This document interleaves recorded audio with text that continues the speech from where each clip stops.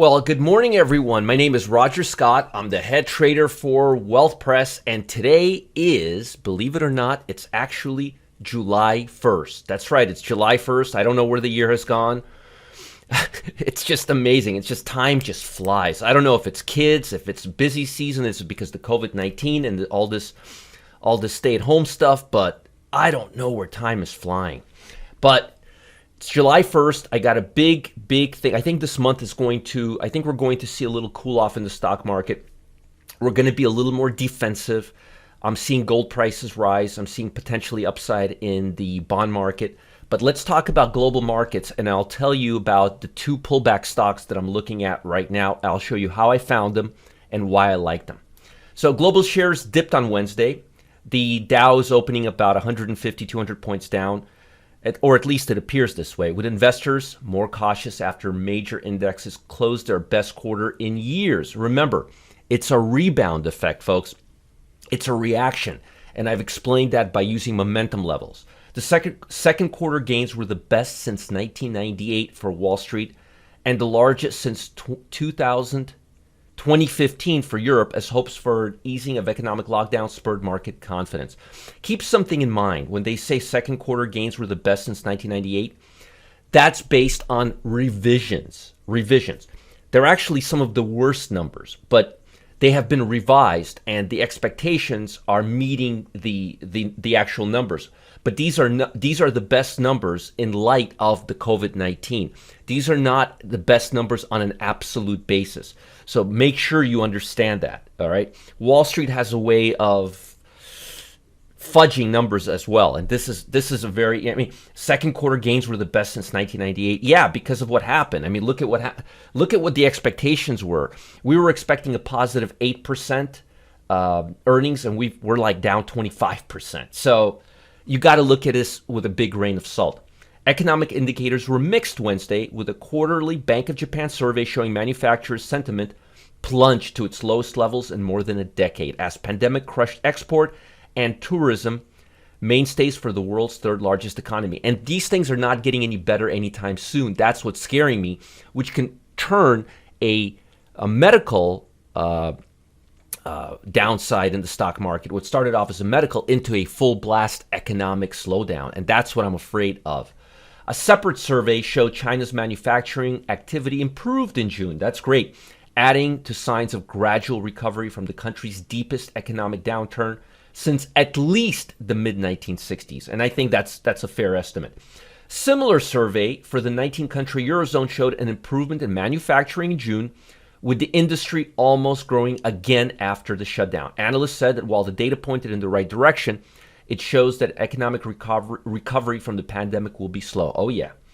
Surge is confirmed in new cases, which has prompted European Union to bar U.S. travelers from entry. We've seen this before, and we're seeing it again. Is seeding doubts that the economic recovery can happen as quickly as the markets had forecast. That helps explain why markets momentum cooled in June. We've been sticking right around the 200-day line. Beyond the COVID-19, analysts also pointed to upcoming elections and other risks that could upset markets. If Democrats sweep Congress and the White House, which many investors see as a possibility, it could mean higher tax rates, which could weaken corporate profits. And I want to say something about that. That can usually, when we have the election cycle, the summers tend to be volatile, and then September and October leading into the elections tend to be very calm.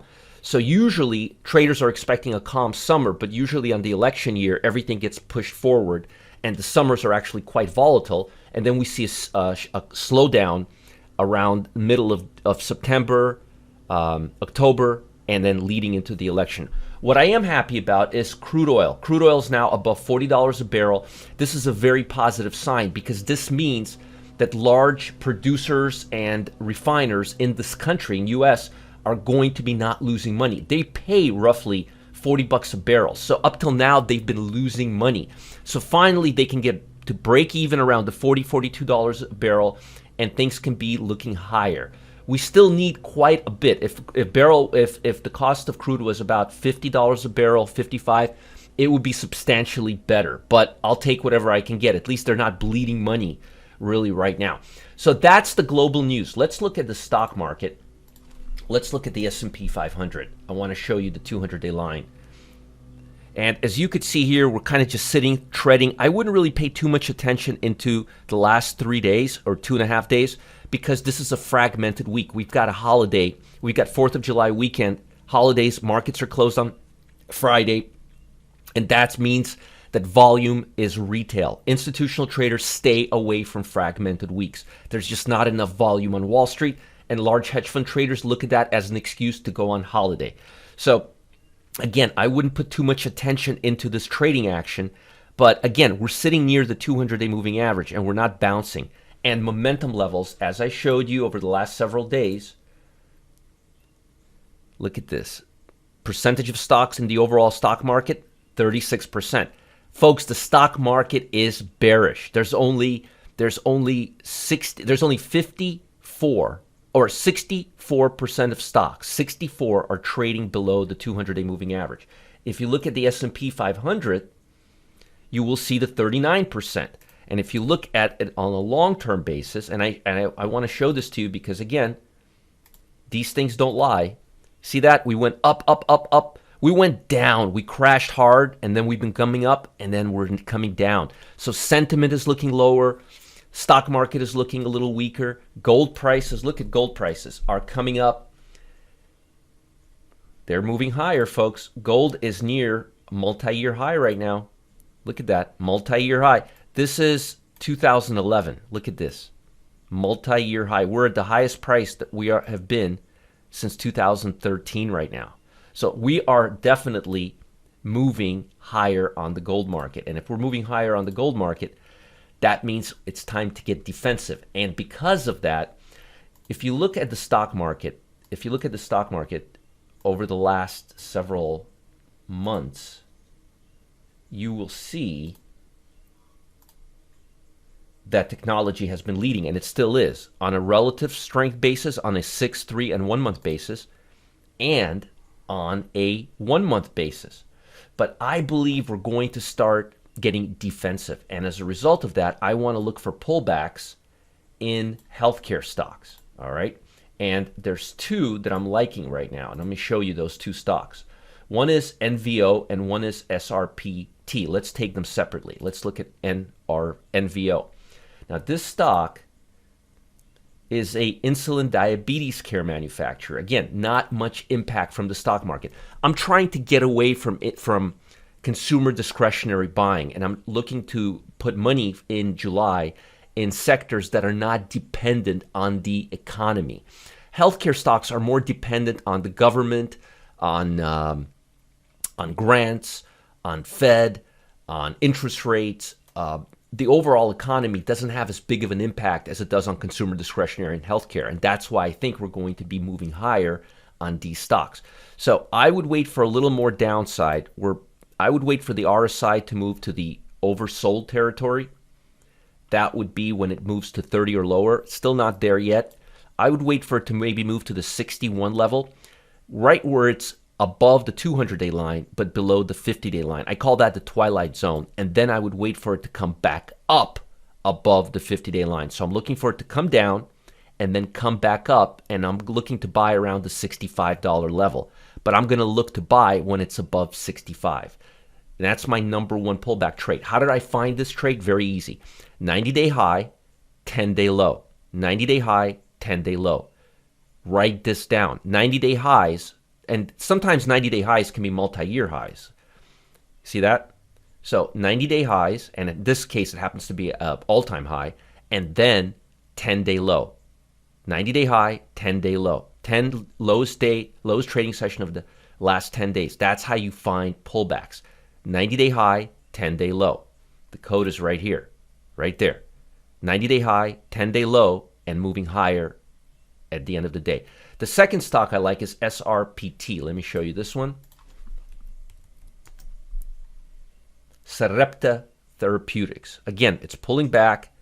Notice the RSI is midway. I want to see the RSI at the 30 level, which would probably cause the price to go right to the 140-ish level. Again, wait for it to break the 50-day moving average and then buy it on the way back up when it breaks higher. So we want to see it come down.